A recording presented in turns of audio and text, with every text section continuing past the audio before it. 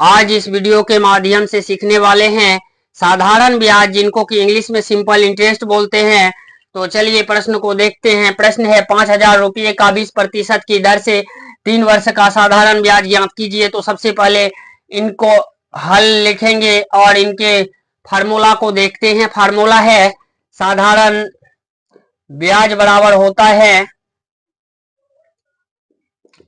मूलधन गुना दर गुना में हो समय बट्टे 100। तो यहां हम देख पा रहे हैं मूलधन है 5,000, इनको इंग्लिश में प्रिंसिपल बोलते हैं और पी से प्रदर्शित करते हैं। तो यह 5,000 रुपया है, तो इनको लिख लेंगे। उनके बाद दर यानी रेट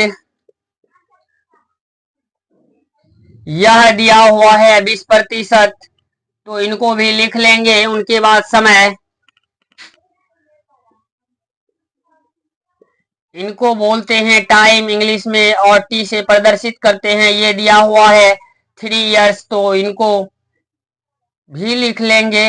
अब यहाँ हम देख पा रहे हैं मूलधन के जगह पे 5,000 रुपया है और रेट 20% है। यदि मैं टाइम की बात करूं तो यह 3 इयर्स है, तो इसमें आपको सिर्फ पुट करना होगा। तो मूलधन के जगह पे 5,000 आप लिख लेंगे। उनके बाद रेट है 20%, तो 20 लिख लेना है और समय है 3 इयर्स, तो 3 लिख लेना है। बटे में 100 कर देना है। अब 2 जीरो से 2 जीरो यहाँ कैंसिल हो गया। अब ऊपर बच गया 50 गुना में है 20 फिर है 3। तो यहाँ हम देख पा रहे हैं, इसको सिंपल गुना कर लेंगे। 5 दूना 10, 10 या 30, 2 जीरो है तो 2 जीरो अतिरिक्त डाल लेंगे। तो इस तरह से साधारण ब्याज निकल के आ गया 3,000। तो यहाँ लिख लेंगे साधारण ब्याज इज इक्वल टू 3,000 रुपीज। तो यही इन प्रश्नों का आंसर है। तो अब दूसरा प्रश्न है 10,000 रुपयों का 10% की दर से 5 वर्ष का साधारण ब्याज ज्ञात कीजिए। तो यदि इस प्रश्नों में देखें तो मूलधन दिया हुआ है 10,000, तो यहाँ लिख लेंगे मूलधन, इसको हम लोग प्रिंसिपल बोलते हैं और पी से प्रदर्शित भी करते हैं। और यह दिया हुआ है कितना 10,000, तो यह लिख लेंगे 10,000।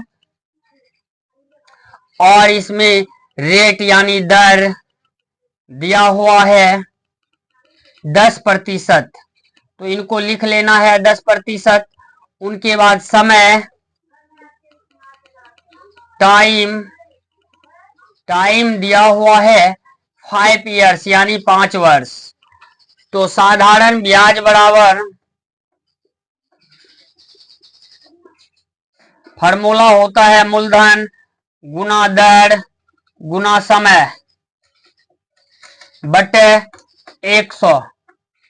तो यहाँ हम देख पा रहे हैं मूलधन बराबर दिया हुआ है 10,000, तो यहाँ लिख लेंगे 10,000। और उनके बाद दर है 10%, तो दर लिख लेना है 10%। और समय दिया हुआ है 5 वर्ष, तो 5 वर्ष लिख लेना है। अब बटे में 100 डाल देना है। 2 जीरो से 2 जीरो ऊपर नीचे कैंसिल हो गया और ऊपर बच गया 100 गुना में 10 फिर गुना में 5। तो आप इसको इस तरह से गुना करेंगे, 1 पंचे 5, 1 5, और यहाँ 2 जीरो ये और ये 1 जीरो, तो 3 जीरो आप अतिरिक्त डाल लेंगे। तो इस तरह से 5,000 रुपया साधारण ब्याज निकल गया इस प्रश्नों का।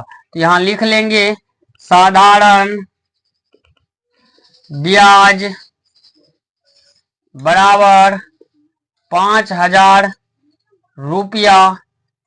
यही इन प्रश्नों का आंसर है। वीडियो यदि पसंद आया है तो लाइक, सब्सक्राइब, शेयर करना ना भूले। धन्यवाद।